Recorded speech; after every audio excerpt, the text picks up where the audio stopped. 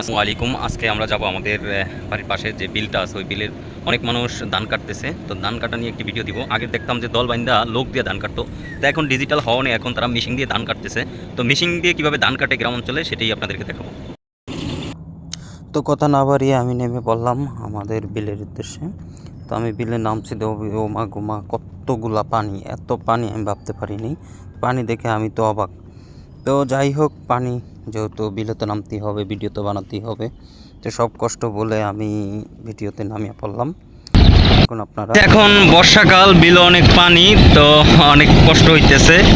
তো যাদের যাদের আমার ভিডিওটি ভালো লাগে, ছোট একটি ভিডিও, অবশ্যই লাইক কমেন্ট শেয়ার করে যাবেন, এটা আরও মানুষকে দেখার। দেখতে দেখতে মেশিনটা চলে আসছে, মেশিনের সাথে এটা দিয়ে কাটলো তো মানুষের পরিশ্রম অনেক কম হয়ে যাইব। হ্যাঁ, যে জায়গায় বদলা লাগতো 27টা জন, এই জায়গায় তেমন একজনও লাগবে না। তো কাকু আমার এনে কথাগুলো বলছে, আসলে মেশিনের শব্দ, আমার তো মাইক্রোফোন নাই, তার জন্য কথাগুলো আসে নাই। তো কাকু বলছে আগের তো অনেক উন্নত হয়েছে 10 গ্রাম, তার জন্য আর কি পরিস্থিতি, এখন 10 জনের কাম একজনই করতে পারে। তো আসলে এটা আমাদের জন্য সৌভাগ্য যে এত সুন্দর একটি মেশিন আমাদের এই বিলেতে চলে আসছে। তো দেখতে দেখতে চোখের পলকে ক্ষেতটির ধান কাটা শেষ হয়ে গেল। তো ছোট ছোট বাচ্চারা ছিল আমাদের সাথে, তো ছোট ছোট বাচ্চারা দেখি মেশিনের পিছনে মাছ ধরতেছে।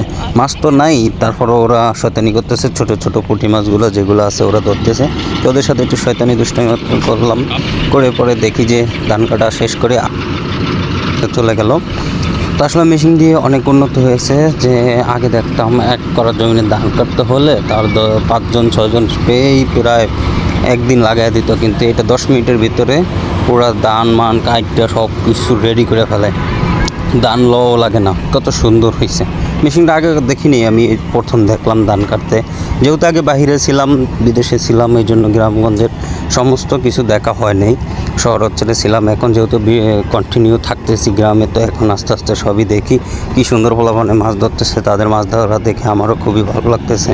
তাদের সাথে আমি অনেক ফাজলামি করলাম, অনেক দুষ্টামি করলাম, অনেক ভালো লাগলো, অনেক সুন্দর একটা মুহূর্ত গেল আমার। আর যারা যারা আমার ভিডিওটি দেখতেছেন অবশ্যই একটু লাইক কমেন্ট করে দিবেন দয়া করে। যেহেতু আমি আপনাদের মাঝে নতুন আসছি, ঠিক মতন কথা বলতে পারি না।